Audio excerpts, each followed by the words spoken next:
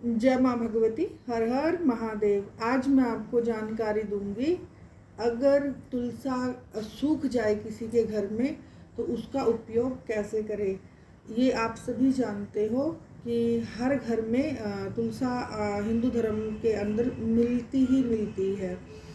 तो सर्दियों में क्या होता है, जब जैसे सर्दी आती है तो सर्दियों में जब ज़्यादा सर्दियाँ पड़ने लगती हैं तो अक्सर देखा जाता है कि घर की तुलसा सूख जाती है।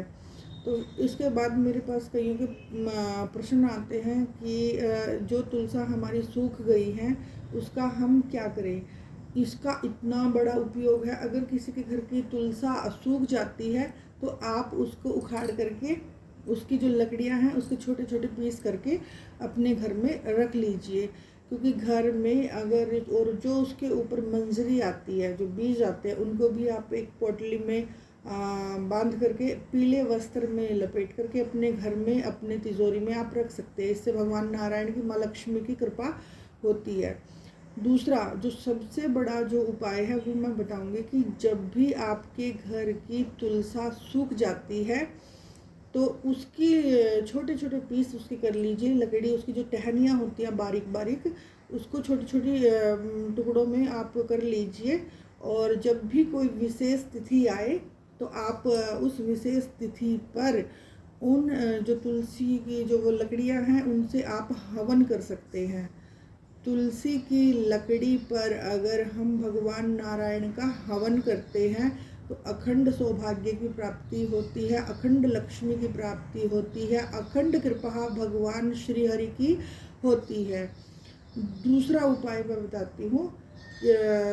दूसरा उपाय है कि आप जो उसकी बारीक बारीक जो बारीक वाली लकड़ी है उनको बिल्कुल छोटे छोटे पीस में करके आप उनसे तुलसी की माला भी आप बना सकते हैं।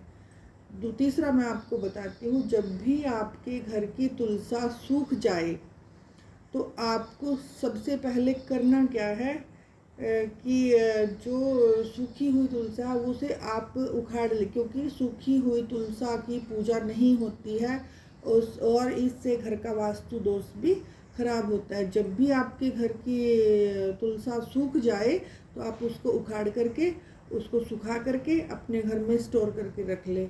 अगर किसी को हवन करना नहीं आता है, आप उसको यूज़ नहीं करना चाहते हो तो आप उस सूखी हुई तुलसा को चलते पानी में विसर्जित कर सकते हो, है ना। लेकिन जो मैंने आपको बताया है, 2-3 ये उपाय बताए हैं सूखी तुलसा के। सूखी तुलसा से आप हवन कीजिए, सूखी तुलसा से आप कंठी माला बनाइए।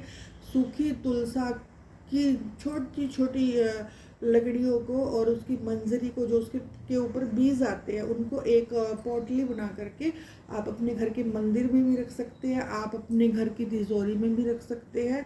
आपके जीवन में इससे बड़ा पॉजिटिव प्रभाव आपको इसका मिलेगा। और सबसे बड़ी जो चीज़ है, जहाँ पर तुलसी का वास होता है वहाँ नारायण स्वयं निवास करते हैं। भगवान हरि की उस इंसान पर विशेष कृपा होती है जो भगवती तुलसी को अपने घर में, अपने कंठ में, अपने हृदय में स्थान देता है। कहते कि जिसके कंठ में तुलसी की माला होती है उसकी कभी भी मरने के बाद अधोगति नहीं होती है।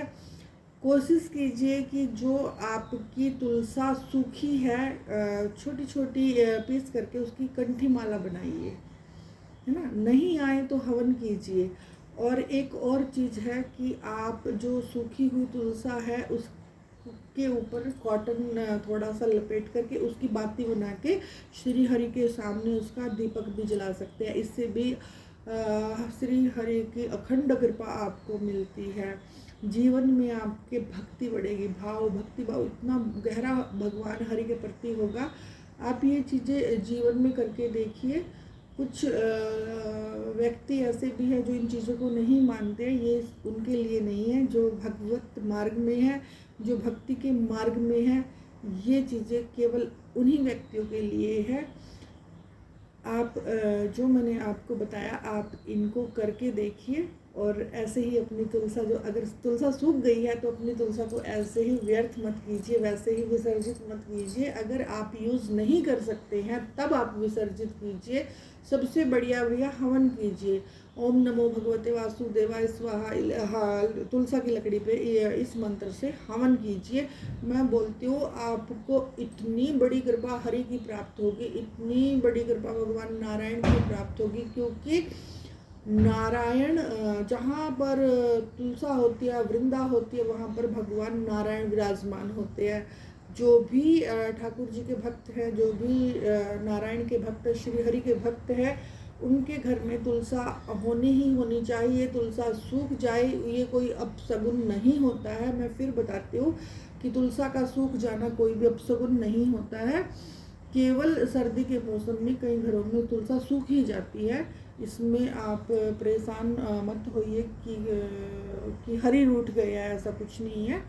आप जो पुरानी तुलसा आपने उखाड़ी है उसकी जगह आप नई तुलसा रख लो और उसका उपयोग जैसे मैंने बताया है आप उस तरह से तुलसा का प्रयोग कीजिए। आशा करती हूँ कि जो मैंने आपको जानकारी दी है आपको वो पसंद आई होगी।